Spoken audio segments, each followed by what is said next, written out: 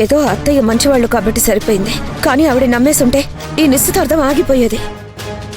అదే జరిగితే మనం తలెత్తుకొని తిరగగలమా? చుట్టుపక్కల వాళ్ళ అనే మాటలకి గడప దాటి బయటికి వెళ్ళగలమా? అలాంటిది ఇక్కడ జరిగి ఉంటే పరువు కోసం ప్రాణాలు తీసుకోవడం తప్ప చేయగలిగేది ఏమీ ఉండేది కదక్క.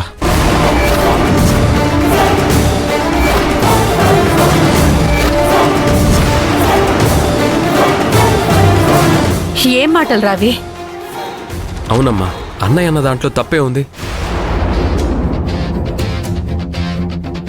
నిశ్చితార్థం దాకా వచ్చిన తర్వాత మా చెల్లెలే తప్పు చేసింది, ఎవరినో ప్రేమించింది, వాళ్ళతో తిరుగుతుంది వీళ్లతో తిరుగుతుందని ప్రచారం చేయడం వల్ల పెళ్లి ఆగిపోతే నలుగురిలో ఎలా తలెత్తుకొని తిరుగుతాం? మన మొహం బయట ఎలా చూపించగలుగుతాం?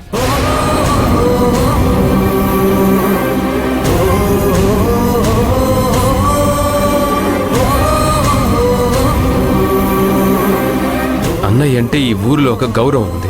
10 మందికి న్యాయం చెప్పే అన్నయ్య మీ చెల్లెలే అలా చేసిందంట కదా అని నలుగురు 4 మాటలు అంటుంటే అవన్నీ విని భరించగలడా?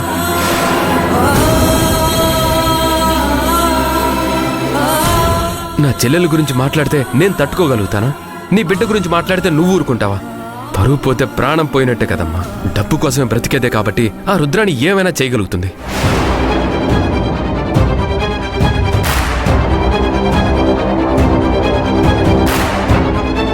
పరువు కోసం బ్రతుకుతున్నాం కాబట్టి మన కష్టాన్ని మనం నమ్ముకున్నాం, మన బ్రతుకు మనం బ్రతుకుతున్నాం.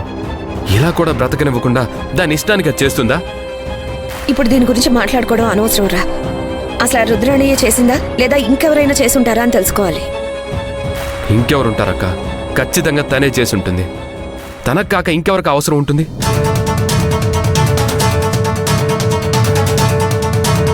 శౌర్య చిన్న పిల్లరా, తన గురించి అలా ప్రచారం చేయడానికి తనకు మనసలా వచ్చింది? నా మాట వినరా, కాస్త కోపం తగ్గించుకో రాఘవా.